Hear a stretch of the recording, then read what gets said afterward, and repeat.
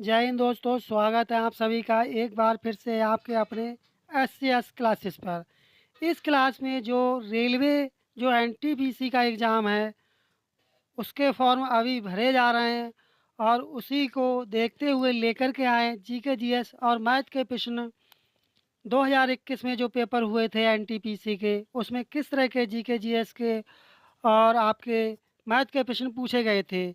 अर्थात जो previous year के क्वेश्चन पेपर हैं वो आपको यहाँ पर डेली प्रोवाइड कराए जाएंगे। इसलिए आप क्लास को पूरा देखें, कहीं से भी आप लोग स्किप ना करें।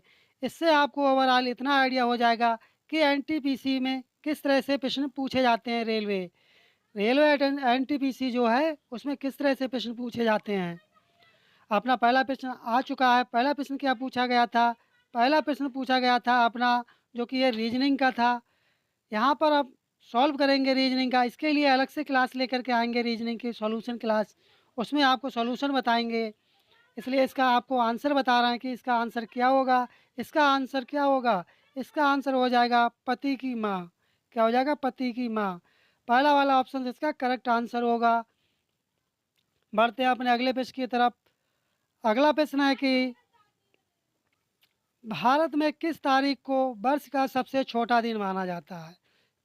एनटीपीसी में 2021 के रेलवे एग्जाम में पूछा गया था कि जो वर्ष का जो सबसे छोटा दिन होता है वह किस तिथि को या किस महीने की तिथि को माना जाता है। तब वह किसे माना जाता है? ये माना जाता है 22 दिसंबर। जो 22 दिसंबर का जो दिन होता है वह सबसे छोटा दिन होता है। इसलिए थर्ड वाला ऑप्शन इसका सही जवाब था। हमें प्रीवियस ईयर के क्वेश्चन क्यों देखना चाहिए? आपने ये कभी सोचा है? बताएं आप लोग, हमें प्रीवियस ईयर के क्वेश्चन क्यों देखना चाहिए किसी भी एग्ज़ाम हो आपका। अगला प्रश्न है कि भारत में निम्नलिखित में से किसे स्थानीय स्वशासन का जनक, father of local self government कहा जाता है? तब ये किसे कहा जाता है? लॉर्ड लिपन के लिए, लॉर्ड मिंटो के लिए, लॉर्ड मेयो के लिए या लॉर्ड कर्जन के लिए? तब ये किसे कहा जाता है? ये कहा जाता है लॉर्ड मिंटो के लिए। सेकंड वाला ऑप्शन इसका करेक्ट आंसर होगा। क्या स्थानीय स्वशासन का जनक किसे कहा जाता है? ये कहा जाता है लॉर्ड मिंटो के लिए। हमें प्रीवियस ईयर के क्वेश्चन इसलिए देखना चाहिए कि इससे हमें यह पता चल जाता है कि इससे पहले जो पेपर हुए थे उसमें किस तरह के प्रश्न पूछे गए थे और आने वाले समय में हमें उसी के आधार पर हमें अपनी तैयारी को और आगे मजबूत करके बढ़ाना चाहिए। इसलिए हमें प्रीवियस ईयर के क्वेश्चनों को देखना आवश्यक होता है। बढ़ते हैं अगले पेज की तरफ। भारत सरकार द्वारा किस ग्रामीण आवास योजना को पुनर्संचित करके प्रधानमंत्री ग्रामीण सड़क योजना में सृजन किया गया?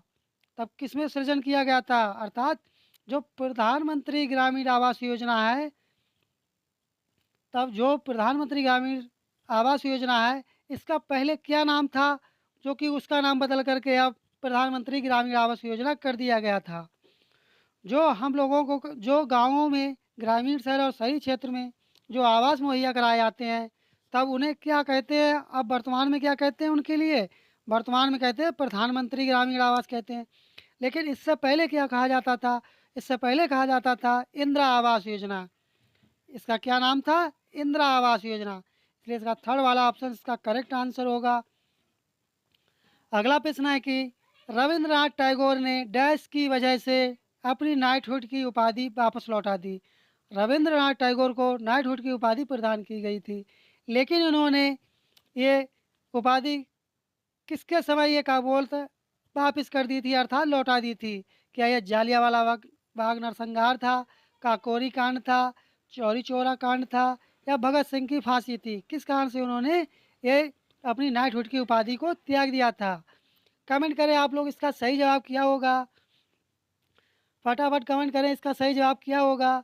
गांधी रविंद्रनाथ टैगोर जी ने जालियांवाला बाग जो नरसंहार था, उसके उपरांत उन्होंने अपनी नाइटहुड की उपाधि को त्याग दिया था। आप यदि चैनल पर नए हो और आपको क्लास अच्छी लग रही हो और अभी तक चैनल को सब्सक्राइब नहीं किए हैं, आप लोग चैनल को सब्सक्राइब कर ले और नोटिफिकेशन बेल आइकन आप लोग दबाना ना भूलें, क्योंकि आपको एनटीपीसी की क्लासेस आपको यहाँ पर एनसीईआरटी बेसिस पर और आपको प्रीवियस ईयर के क्वेश्चंस आपको यहाँ पर कराए जाएंगे। इसलिए आप नोटिफिकेशन बेल आइकन आप लोग दबाना ना भूलें, जिससे आपको समय समय पर नोटिफिकेशन प्राप्त हो सके। अब ये अपना मैथ का क्वेश्चन आ चुका है, जो रेलवे में एनटीपीसी रेलवे में किस तरह का मैथ का क्वेश्चन पूछा गया था। जो अपना जो 1/3 आप देख रहे हैं, क्या योग पूछा 1/3 प्लस 4/3 और प्लस 3/4। इसको सरल करने के बाद में इसे आप सरल कर लेंगे। अब इसका सरल कीजिए, आप किस तरह से इसे सरल करेंगे कमेंट बॉक्स में बताएं। इसका सही आंसर क्या होगा, कमेंट करें आप लोग, इसका सही आंसर क्या होगा। जब इसका एलसीएम हम लेंगे तब इसका एलसीएम 12 आएगा और इसका योग हमारा कितना आएगा, इसका योग हमारा 29 आ जाएगा। सॉल्व करने पर कितना आ जाएगा, 29। तब इसका सही जवाब क्या हो जाएगा, फोर्थ वाला ऑप्शन इसका करेक्ट आंसर होगा, 29/12।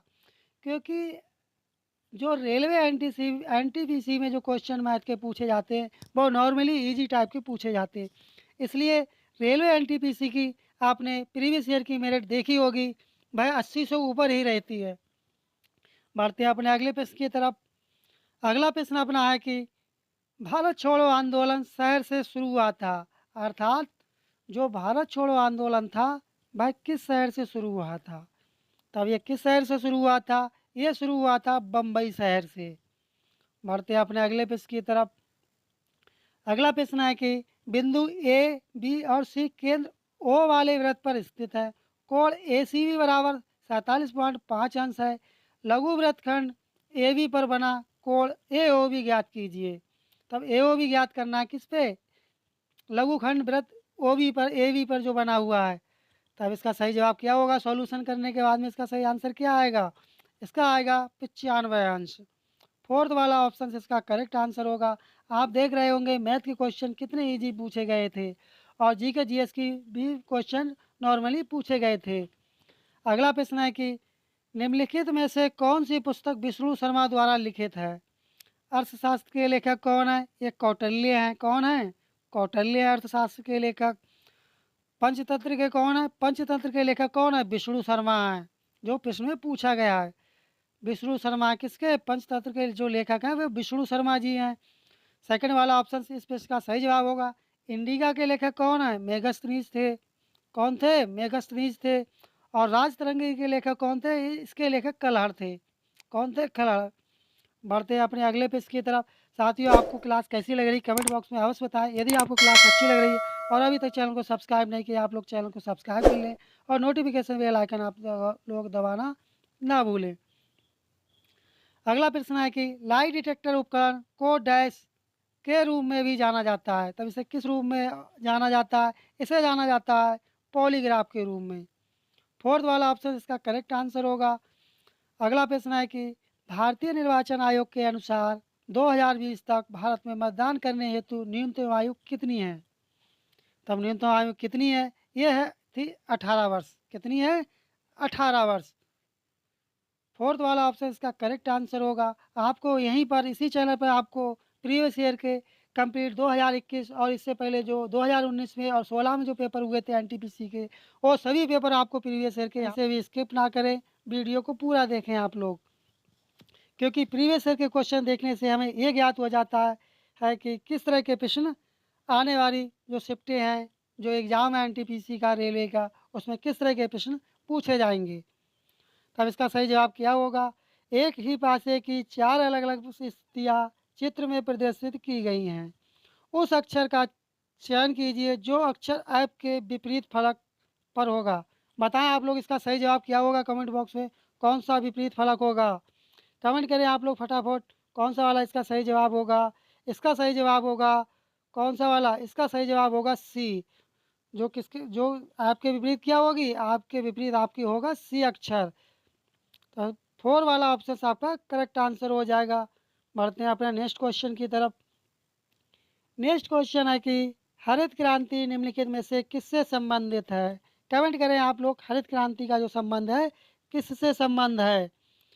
हरित क्रांति का जो संबंध है वह संबंध है खाद्य और अनाज उत्पादन से। बढ़ते हैं अपने अगले प्रश्न की तरफ।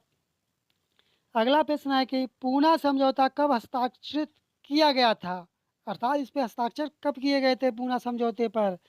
तब ये कब किए गए थे, ये किए गए थे 1932 में किए गए थे। बढ़ते हैं अगले प्रश्न की तरफ। अगला प्रश्न है कि प्लासी के युद्ध के समय बंगाल का नवाब कौन था? क्या चीज़? जब प्लासी का युद्ध जब चल रहा था, जब हो रहा था, तब उस समय बंगाल का नवाब कौन था? ये पूछा गया है। तब बंगाल का नवाब कौन था? मीर जाफ़र थे, अमीर चंद राजवंशी थे, सिराजुद्दौला थे या मीर कासिम थे? जब प्लासी का युद्ध के समय जो बंगाल का गवर्नर था, सॉरी साथियों, जो बंगाल का नवाब था, वह था सिराज उद दौला। थर्ड वाला ऑप्शन इसका करेक्ट आंसर होगा। बढ़ते हैं अपने नेक्स्ट क्वेश्चन की तरफ। नेक्स्ट क्वेश्चन अपना मैथ से है, जो कि आप देख रहे होंगे। निम्नलिखित का मान ज्ञात कीजिए। दशमलव के बाद 3 अंकों तक आपको मान ज्ञात करना है। आप देख रहे होंगे यहाँ पर ये जो आपको ये 60 दिख रहे हैं और जो आपको ये 32 दिख रहे हैं, इनको घटाने पर आपका 128 आएगा शॉर्ट ट्रिक से। और जो आपका पॉइंट 342 है, इसे हम घटाएंगे पॉइंट 124 से। तब यहाँ पर हम घटाएंगे, यहाँ लेंगे ढाई तो 12 हो जाएगा। 12 में से कितना है? सॉरी साथी, यहाँ पर 4 लिखा हुआ है। क्या 4 लिखा हुआ है? तब यहाँ पर हम ढाई लेंगे तब 12 हो जाएंगे। 12 में से 4 जाएंगे तो कितने बचेंगे? 8 बचेंगे। लास्ट का डिजिट देखें आप, 8 किस में है? 8 अपना थर्ड वाले ऑप्शन में है। कौन सा? थर्ड वाला ऑप्शन आपका ठीक हो जाएगा, 128.218। बढ़ते हैं अपने अगले प्रश्न की तरफ। अगला प्रश्न है, नरेंद्र एक कार्य को 10 दिन में पूरा कर लेता है, अमित उसी कार्य को 12 दिन में पूरा कर लेता है। उन दोनों को एक साथ मिलकर उसी कार्य को पूरा करने में कितना समय लगेगा? बताएं आप लोग उन्हें कितना समय लगेगा? बहुत इजी क्वेश्चन है ये। कितना समय लगेगा? ये इनके लिए समय लगेगा 5 सही 1/11। सॉल्व करने पर आपका आंसर आएगा 5 सही 1/11। बढ़ते हैं अगले प्रश्न की तरफ। अगला प्रश्न है कि ईवीएम की फुल फॉर्म पूछी गई है कि ईवीएम का पूर्ण नाम क्या होता है? पूरा नाम बताएं आप लोग, कमेंट करें। ईवीएम का फुल फॉर्म क्या होती है, अर्थात पूरा नाम क्या होगा? इसका पूरा नाम होगा इलेक्ट्रॉनिक वोटिंग मशीन। थर्ड वाला ऑप्शन इसका करेक्ट आंसर होगा। बढ़ते हैं अपने अगले प्रश्न की तरफ। अगला प्रश्न है कि ये भी मैथ से क्वेश्चन है रेलवे एनटीपीसी के, जो कि सिंपल सा मैथ रेलवे एनटीपीसी में पूछा जाता है। और इसी तरह का मैथ एएलपी में भी पूछा जाता है, आरपीएम में भी पूछा जाता है और ग्रुप डी में भी पूछा जाता है। यदि रूट 2916 बराबर 54 है तो निम्नलिखित का मान ज्ञात कीजिए। जो आप ये 29.16 देख रहे हैं, क्या देख रहे हैं? 29.16। तब इसका कितना वर्गमूल आएगा? इसका वर्गमूल आपका आएगा 5 पॉइंट कितना आ जाएगा? 4 आ जाएगा। कितना आएगा आपका? 5.4 आएगा। इसका प्लस कर लेते हैं तो 2916 आप देख रहे हैं, तब इसका वर्गमूल कितना आएगा? इसका वर्गमूल आएगा इसका 0.54 आएगा। प्लस फिर आप ये देख रहे हैं ये वाला, इसका वर्गमूल कितना आएगा? इसका वर्गमूल कितना आएगा? इसका वर्गमूल आपका आएगा 0.054। तब इसके इन सभी को जोड़ने के बाद में तब कितना इसका आंसर आएगा? इसका आपका आंसर आएगा 5.994। पहला वाला ऑप्शन इसका करेक्ट आंसर हो जाएगा। यहाँ पर स्क्रीन में यहाँ पर कैलकुलेशन हो नहीं पा रही, इसलिए मैथ के कंप्लीट क्वेश्चन आपको अभी करा नहीं पा रहा है। ये आपको नेक्स्ट क्लास में आपको प्रोवाइड कराएंगे सभी क्वेश्चंस। इसलिए आप चैनल पर बने रहें और वीडियो को आप पूरा देखें। बढ़ते हैं अगले प्रश्न की तरफ। अगला प्रश्न है कि माइक्रोसॉफ्ट एक्सेल में वर्कबुक डैश का एक संग्रह होता है, तो इसका संग्रह क्या होता है? आप लोग बताएं इसका संग्रह क्या होता है? इसका संग्रह होता है वर्कशीट। क्या होगा? वर्कशीट। थर्ड वाला ऑप्शन इसका करेक्ट आंसर हो जाएगा। बढ़ते हैं अगले प्रश्न की तरफ।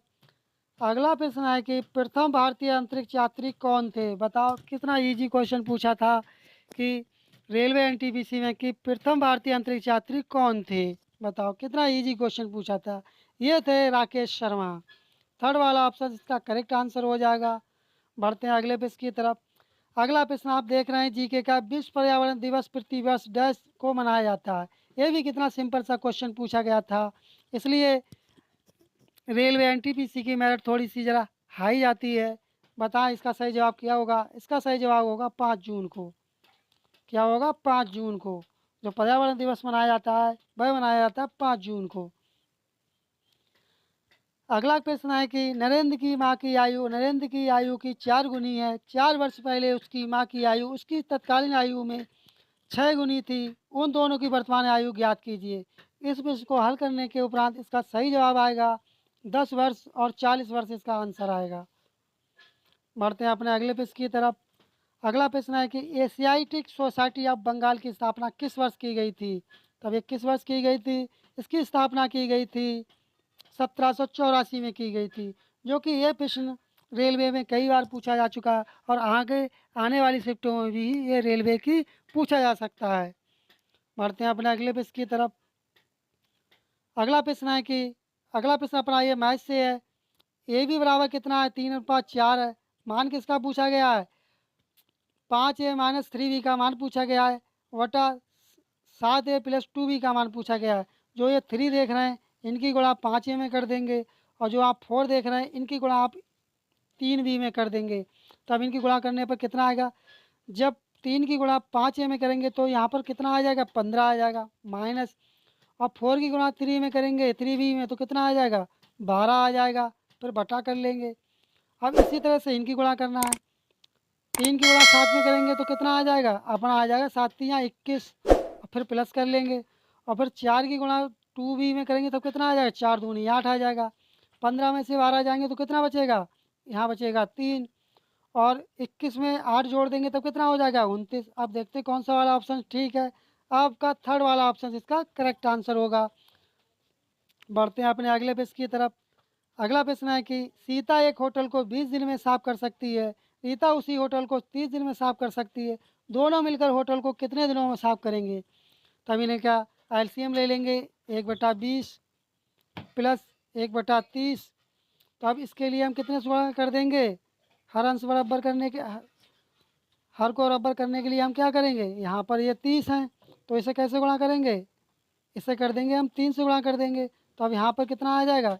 इसे 3 से करेंगे, इसे 2 से करेंगे तो ऊपर 3 चला जाएगा और 2 चला जाएगा। यहाँ पर अपना कितना आ जाएगा? 5 आ जाएगा और यहाँ पर एलसीएम कितना आ जाएगा? यहाँ पर 60 आ जाएगा और 5 एकम 5 और 12 पंजे 60 तो कितना आ जाएगा? 12 आंसर इसका आ जाएगा। देखते हैं बार किसमें, पहले ही वाले ऑप्शन में इसका 12 दिन होगा। कितने दिन में काम पूरा करेंगी? ये मिलकर ये 12 दिन में अपने कार्य को कंप्लीट कर लेंगी। इस तरह से अपनी ये श्रेणी क्लास कंप्लीट होती है। यदि आपको क्लास अच्छी लगी हो और अभी तक आप चैनल को सब्सक्राइब नहीं किए हैं, आप लोग चैनल को सब्सक्राइब कर लें, वीडियो को लाइक कर दें और नोटिफिकेशन बेल आइकन आप लोग दबाना ना भूलें, जिससे आपको समय समय पर नोटिफिकेशन मिल सके। यदि आपका किसी भी प्रकार का कोई सजेशन या फीडबैक है तब भी आप कमेंट बॉक्स में अवश्य बताएँ। मिलते हैं जल्दी नेक्स्ट क्लास में, तब तक के लिए धन्यवाद। जय हिंद, जय भारत।